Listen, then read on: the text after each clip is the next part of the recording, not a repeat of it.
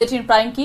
सनातन धर्म के साथ बहुत बड़ी साजिश हो रही है, हिंदुओं की आस्था के साथ बहुत बड़ा खिलवाड़ हो रहा है। खबर तिरुपति बालाजी के भोग से जुड़ी हुई है, जिसमें मछली के तेल से लगाकर के बीफ और चर्बी के इस्तेमाल की पुष्टि हुई है। और यही वजह है कि देश का संत समाज इस साजिश की वजह से बेहद आक्रोश में है, क्योंकि सवाल तो यही है कि आखिरकार कौन करोड़ों सनातन प्रेमियों की आस्था को ताक पर रख करके धर्म को भ्रष्ट करना चाहता है। रिपोर्ट देखिए।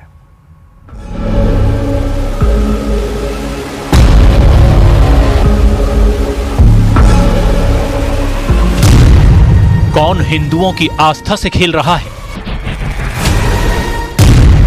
कौन सनातन के खिलाफ साजिश रच रहा है?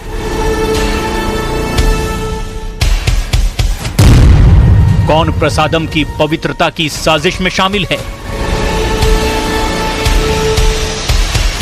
जब से तिरुपति बालाजी के प्रसादम में चर्बी की पुष्टि हुई है, तब से देश का संत समाज आक्रोश में डूबा है।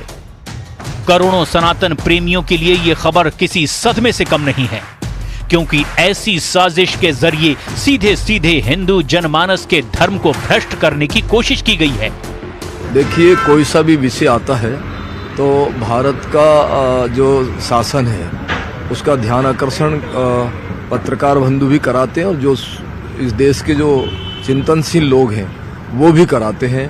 मैं भी उस विषय में बहुत गंभीरता से उस विषय को लेऊंगा और देश के बाकी संत समाज को भी आग्रह करूंगा कि इस विषय में अपना पूरा ध्यान होना चाहिए। जो हिंदू जनमानस में एक बहुत ही बड़ा उबाल आ रहा है और तमाम हिंदू जनमानस के लोग इस बात को लेकर दुखी हैं कि हमारे साथ जिस तरह का खिलवाड़ हुआ है, उसके लिए जो लोग भी दोषी हैं उनको चंद्राबाबू नायडू सरकार को ठीक से जांच करा करके उनके साथ दंडात्मक कार्रवाई होनी चाहिए।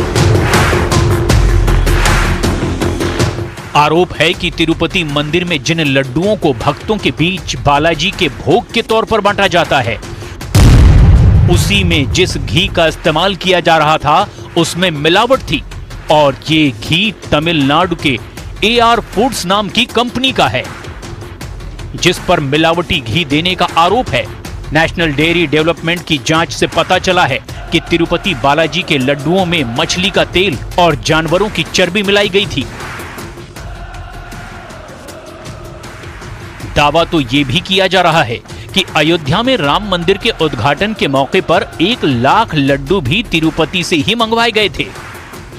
यही वजह है कि अब जैसे ही प्रसादम में चर्बी के इस्तेमाल की रिपोर्ट सामने आई है, संत समाज इसे सनातन के खिलाफ षड्यंत्र के तौर पर देख रहा है। मैं समझता हूँ अंतरराष्ट्रीय षड्यंत्र है।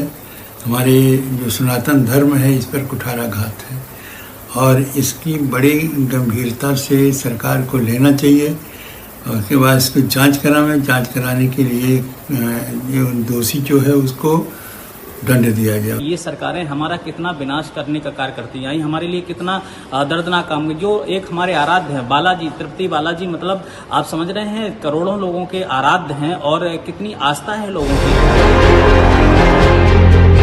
सनातन के विरुद्ध इसे इसीलिए भी गहरी साजिश के तौर पर देखा जा रहा है, क्योंकि मंदिर के पूर्व पुरोहित का दावा है कि प्रसादम से जुड़ी अशुद्धता को लेकर पहले भी इस तरह की बात ट्रस्ट के बोर्ड के अध्यक्ष के सामने रखी गई थी, लेकिन उनकी बातों पर ध्यान नहीं दिया गया। There has been going on this last 5 years in the most important ingredient used in the preparation of prasadams. So now they have already purchased pure cow ghee from government dairies, and they are preparing food material to the god with the pure ghee now. So only thing is, care should be taken that such great sins will not be repeated in the temple, in the sacred temple. Andhra Pradesh की तिरुमला की पहाड़ियों पर मौजूद इस मंदिर को लेकर पूरी दुनिया में सनातन प्रेमियों की गहरी आस्था है। रोजाना मंदिर में लाखों श्रद्धालु दर्शन करने आते हैं और लड्डुओं का प्रसाद अपने घर तक ले जाते हैं। लेकिन धर्म के नाम पर प्रसादम के साथ हुए इस अधर्म ने अब एक नई बहस छेड़ दी है। यही वजह है कि इसे चर्बी जिहाद के तौर पर भी देखा जा रहा है। कहीं न कहीं जगन मोहन रेड्डी ने एक थूक जिहादियों की तरह चर्बी जिहाद करके और हिंदुओं को धर्म भ्रष्ट करने का प्रयास किया है। इससे बड़ा पाप कुछ नहीं हो सकता है। मेरी प्रार्थना है चंद्रबाबू नायडू जी, वर्तमान मुख्यमंत्री जी से, कि जिस प्रकार से आपने एक्सपोज किया, तत्काल ये कर्तव्य बनता है, धर्म बनता है, और हमारी प्रार्थना है आपसे कि तत्काल जगन मोहन रेड्डी को गिरफ्तार किया जाए और उनको सलाखों के अंदर डाला जाए। उन्होंने पूरे हिंदू समाज के करोड़ों करोड़ों हमारे सनातन धर्मियों की आस्था को ठेस पहुंचाया है। भगवान तिरुपति में जो वहाँ लड्डू बनता है, उसकी जो लैब रिपोर्ट आई है, उसको सुनकर देखकर हृदय आज बहुत द्रवित है, बहुत आक्रोश भी है और कहीं ना कहीं एक गहरा दुख है कि मैं तो कहता हूं कि जो तिरुपति स्थानम बोर्ड बना है वो तत्काल भंग होना चाहिए। मैं भारत के राष्ट्रपति और प्रधानमंत्री से ये मांग करता हूं। मैं पंचदश नाम जूना अखाड़े का वरिष्ठ महामंडलेश्वर स्वामी यतीन्द्रानंद गिरी ये मांग करता है कि उन पर और उनको मृत्यु दंड देना चाहिए। हिंदुओं की धार्मिक आस्था के साथ हुए इस खिलवाड़ के पीछे कौन है, इसका पता लगाना भी बेहद जरूरी है, क्योंकि ये कोई साधारण घटना नहीं है, बल्कि ये वो घटना है जिसके जरिए धर्म पर विधर्मियों की ओर से हमला किया गया है।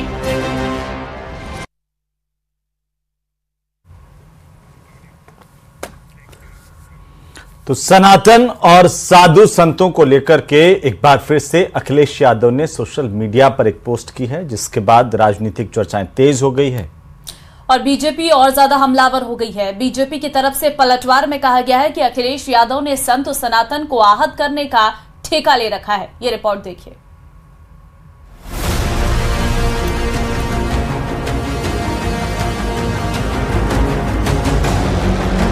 मठाधीश और माफिया में कोई ज्यादा फर्क नहीं होता। अखिलेश यादव लगातार अपने बयानों से उत्तर प्रदेश की सियासत में उबाल ला रहे हैं। मठाधीश और माफिया वाले बयान के बाद एक बार फिर उन्होंने संतों को लेकर एक ट्वीट किया है। अब इस बयान को लेकर तीखा विरोध भी देखने को मिल रहा है। बीजेपी की तरफ से अखिलेश यादव पर तीखा पलटवार किया गया है।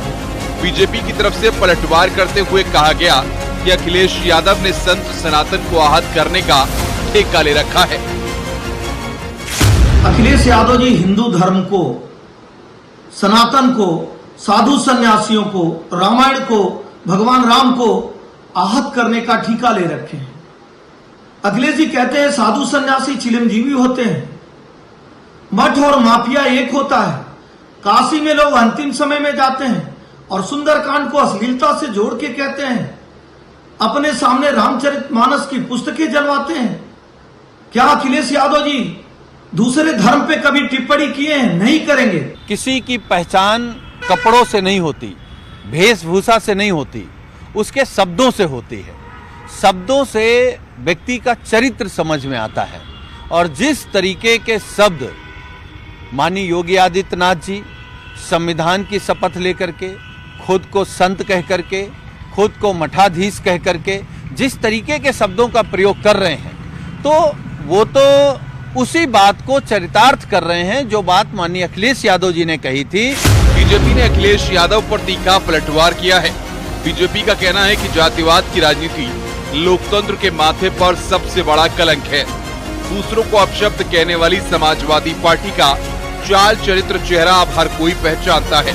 संगठित अपराध को संरक्षण देने वाले अखिलेश यादव आज अपशब्दों से घबरा रहे हैं, अपशब्दों को लेकर के टिप्पणी कर रहे हैं। सच बात यह है कि जितने अपशब्द और हल्ला बोल करने का काम समाजवादी पार्टी ने किया है, राजनीति में उतना दूषित वातावरण किसी और राजनीतिक दल ने ये नहीं बनाया। वहीं उत्तर प्रदेश सरकार में वक्फ बोर्ड के डायरेक्टर शफात हुसैन ने भी अखिलेश यादव पर निशाना साधा है। इसलिए करते हैं क्योंकि अखिलेश समाजवादी पार्टी का सीधा उद्देश्य ये रहता था कि जब चुनाव होते तो बूथ कैप्चरिंग। अब माफिया जमीन के नीचे चले गए तो बूथ कैप्चरिंग वाला कोई बचा नहीं है, इसलिए उसका विरोध। इससे पहले सीएम योगी ने समाजवादी पार्टी पर निशाना साधा था। सीएम योगी ने कहा कि समाजवादी पार्टी माफिया के सामने नाक रगड़ती थी और आज ये संतों को माफिया कहते हैं। चाहे वो गाजीपुर का रहा हो, चाहे वो प्रयागराज का रहा हो, चाहे वो अम्बेडकर नगर के रहे हो, चाहे वो रामपुर के रहे हो, ये सब तो इनके चचा जान जैसे थे, चचा जान थे इनके सबके। माफियाओं के सामने नाक रगड़ने वाला व्यक्ति। योगी आदित्यनाथ ने हाल ही में समाजवादी पार्टी और अखिलेश यादव पर जमकर निशाना साधा था। उन्होंने कहा था कि साल 2017 से पहले यहां उत्तर प्रदेश में विकास का बैरियर था, यहां महापुरुषों का अपमान किया जाता था। वहीं अखिलेश यादव ने भी लगातार सोशल मीडिया प्लेटफॉर्म पर अपने पोस्ट से सियासी पारा हाई कर रखा है। न्यूज़ 18 के लिए ब्यूरो रिपोर्ट।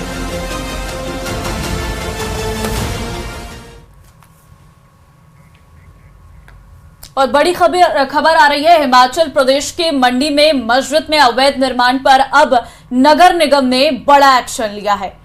तो मस्जिद में अवैध निर्माण को लेकर नगर निगम कोर्ट का फैसला आने के बाद मस्जिद के बिजली पानी के कनेक्शनों को काटा गया है। 30 दिन में अवैध निर्माण पर बुलडोजर चल सकता है। इस वक्त ये सबसे बड़ी खबर हिमाचल के मंडी से आ रही है। 30 दिन में बुलडोजर चलाया जा सकता है। अवैध मस्जिद के निर्माण को लेकर लगातार सवाल खड़े हो रहे थे और ये तस्वीरें हिमाचल के मंडी से सामने आई है।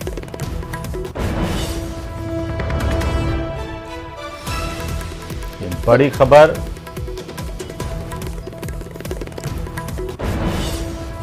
इस वक्त की बड़ी खबर है हिमाचल प्रदेश के मंडी से, जहां पर मस्जिद में अवैध निर्माण को लेकर के नगर निगम की तरफ से ये बड़ा एक्शन लिया गया। मस्जिद में अवैध निर्माण पर नगर निगम कोर्ट